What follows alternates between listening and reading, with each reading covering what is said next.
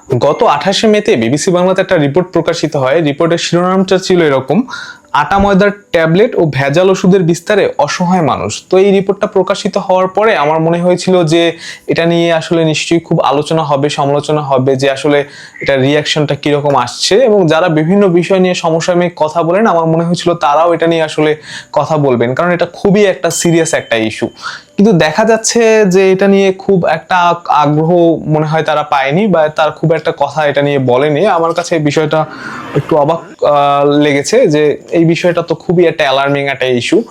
কেন অ্যালার্মিং? কারণ হচ্ছে বাংলাদেশে এখন প্রায় প্রতিটা ঘরেই কোনো না কোনো একজন বা দুইজন লোক এরকম আছে যাদেরকে নিয়মিত কোনো না কোনো ওষুধ খেতে হয়।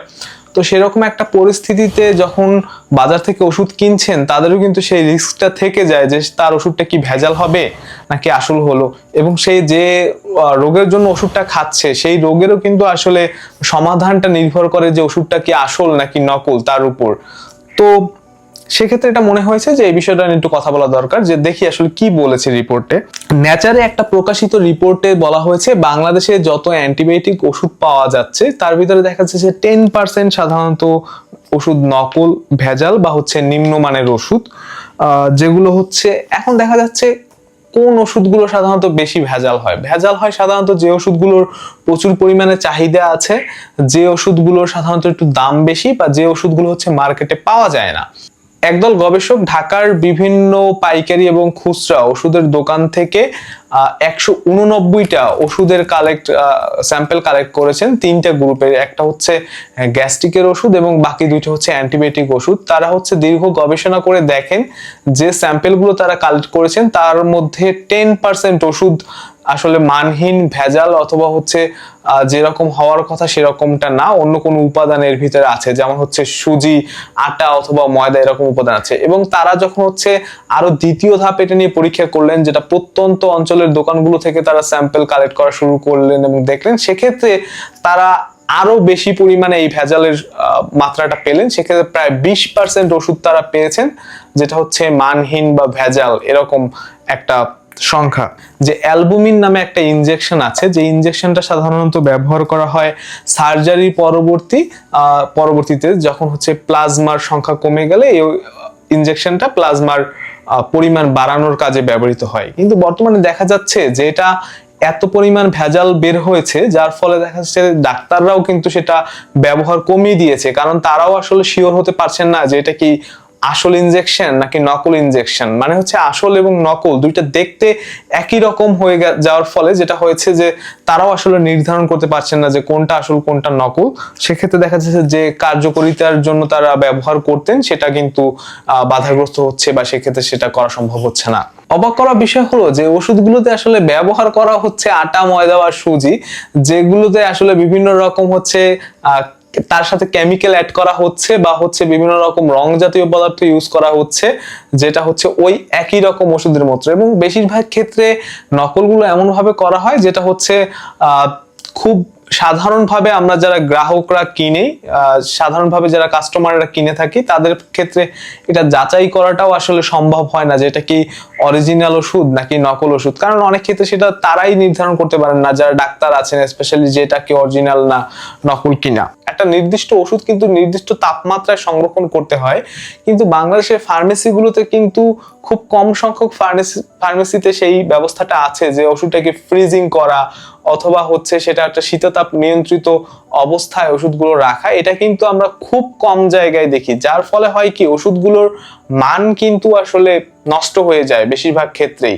এখন এই ভেজাল ওষুধগুলো আসলে সেটা মানে কিভাবে ছড়াচ্ছে এটা নিয়ে আসলে গবেষণা করতে গিয়ে যারা দেখলেন যে আসলে ভেজাল ওষুধগুলো ছড়াচ্ছে বিভিন্ন ভাবে। সেটা আগে যেমন হচ্ছে যে সরাসরি তারা বিক্রি করতে এভাবে না করে তারা হচ্ছে এখন অনলাইনে অথবা কুরিয়ারের মাধ্যমে এই ওষুধগুলো হচ্ছে বিভিন্ন রকম ফার্মেসিতে বা ওষুধ বিপণন কেন্দ্রে সেগুলো হচ্ছে পাঠান। এখন এই যে ভেজাল ওষুধের যে বিক্রি, এটা আসলে বন্ধ হচ্ছে না। কেন বন্ধ হচ্ছে না? কারণ হচ্ছে শাস্তির যে ব্যবস্থা সেটা কিন্তু খুব একটা আমরা লক্ষ্য করছি না।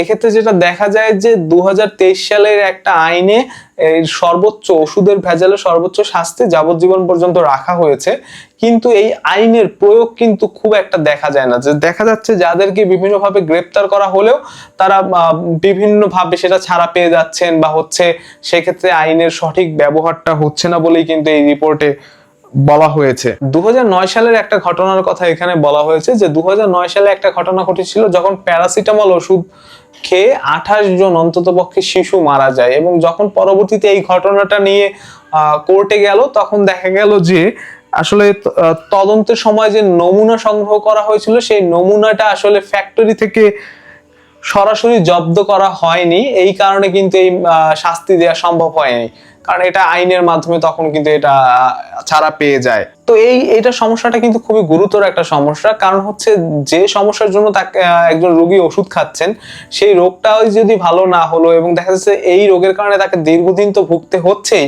পরবর্তীতে আরো দেখা যাচ্ছে যে এই ওষুধগুলো খাবার ফলে কিন্তু তাকে নানাবিধ শারীরিক সমস্যায় সম্মুখীন হতে হয়। দেখা যাচ্ছে 10% রোগী যদি অ্যান্টিবায়োটিক ওষুধ সে যদি ভেজাল কেনে, তার মানে হচ্ছে 100 জন মানুষের ভিতর অন্ততপক্ষে 10 জন মানুষ ওষুধ কিনছেন যারা হচ্ছে ভেজাল ওষুধ কিনছেন। এই ভেজাল ওষুধ যারা হচ্ছে খাওয়ার ফলে কি হচ্ছে, তার হচ্ছে শরীরে তো এই অ্যান্টিবায়োটিকের যে কার্যকারিতা সেটা তো নষ্ট হয়ে যাচ্ছে, এবং পরবর্তীতে ওই যে কেমিক্যাল যেটা ইউজ করা হচ্ছে ওই ওষুধে সেটাও হচ্ছে কিনা তার শরীরে গিয়ে একটা অন্যরকম পার্শ্ব প্রতিক্রিয়ার সৃষ্টি করে, যেটা খুবই কিন্তু একটা ভয়াবহ একটা বিষয়। আর একটা ইন্টারেস্টিং নিউজ হচ্ছে 6,000 টাকার ওষুধ 34,500 টাকায় বিক্রি। অ্যাক্লাস্টা নামক একটা ইনজেকশন যেটা হচ্ছে হাড়ের ক্ষয়ে ব্যবহার করা হয়, যেটা হচ্ছে সুইজারল্যান্ড ভিত্তিক একটা কোম্পানি হয়তো তৈরি করে। তো সেক্ষেত্রে দেখা যাচ্ছেন যে একজন ডাক্তার তার রোগীকে এই ওষুধটা প্রেসক্রাইব করেছে, এবং এই ওষুধটা সেই রোগীর পরিবার কিনেছে হচ্ছেন ডাক্তারের সহকারীর কাছ থেকে, এবং যখন এই ইনজেকশনটা রোগীকে দেয়া হলো, পরবর্তীতে দেখা গেল যে তারা আসলে ওই যে সহকারী ছিলেন তিনি হচ্ছেন এই ওষুধের প্যাকেটটা দিতে চান না বা দেখাতে চান না যে কি ওষুধ দেয়া হয়েছে, সেটা আর তিনি দেখাবেন না, কিছুতেই দেখাবেন না। তো এক পর্যায়ে রোগীর পরিবার এটা জোরাজুরি করে এবং দেখে যে ওই যে ওষুধটা দেয়া হয়েছিল সেটা হচ্ছে যে অ্যাক্লাস্টা না, বরং হচ্ছে অন্য একটা ওষুধ দেয়া হয়েছে, যেটা হচ্ছে বাংলাদেশি একটা কোম্পানি হয়তো সেটা বানিয়েছে, এবং সেটার দাম হচ্ছে 6,000 টাকা।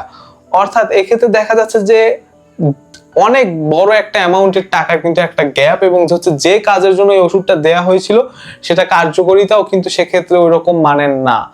আর একটা বিষয় এখানে বলা হয়েছে যে ওষুধের অত্যাধিক দাম বৃদ্ধির কথা বলা হয়েছে, যে দেখা যাচ্ছে যে বেশ কিছু ওষুধের দাম কিন্তু বেড়ে গেছে, যেমন হচ্ছে খুবই সচরাচর যে ওষুধগুলো ব্যবহৃত হচ্ছে, যেমন হার্টের প্রবলেমের জন্য ব্যবহৃত, কিডনি সমস্যার জন্য ব্যবহৃত হয়, যেগুলো ফুসফুসের সমস্যার জন্য ব্যবহৃত হয়, কিংবা হচ্ছে আরো জটিল কোনো রোগের কারণে যে ওষুধগুলো ব্যবহৃত হচ্ছে, সেই ওষুধের যে দাম বৃদ্ধি, এই দাম বৃদ্ধিটা কোন প্রক্রিয়ার মাধ্যমে হচ্ছে বা কিভাবে হচ্ছে, এটা নিয়েও কিন্তু আসলে বিবিসি বাংলা আরেকটা রিপোর্টে সেখানে কিন্তু উঠে এসেছে, যে দেখা যাচ্ছে একই রোগের ওষুধের ভিন্ন ভিন্ন দাম, যেমন হচ্ছে একই গ্যাস্ট্রিকের ওষুধ বা একই গ্রুপের ওষুধ, সেক্ষেত্রে দেখা যাচ্ছে যে কোনো গ্রুপের ওষুধের দাম হচ্ছে 6 টাকা, 60 টাকা, কেউ 8 টাকা, 9 টাকা, 10 টাকাও বিক্রি করছে, আবার অপরদিকে কেউ বিক্রি করছে 3.5 টাকা।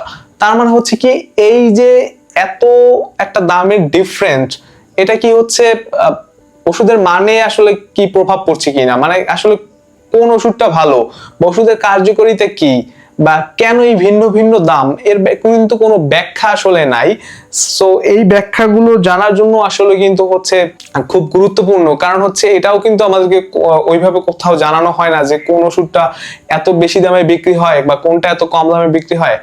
আর একটা ইন্টারেস্টিং ব্যাপার হচ্ছে যে ওষুধের গায়ে যে ডেট দেয়া থাকে সেটা কিন্তু অনেক ক্ষেত্রেই হচ্ছে ওষুধের প্যাকেট পড়ে বোঝা যায় না। তো কেন এই ভিডিওটা করা, এই ভিডিওটা করার উদ্দেশ্য হচ্ছে একটু সচেতনতামূলক বার্তা দেয়া, কারণ হচ্ছে অসুখ বিসুখ মানুষের যে কোনো সময় যে কোনো মুহূর্তে আসতেই পারে, এবং হচ্ছে ওষুধ সেক্ষেত্রে আমাদেরকে খেতেই হয়।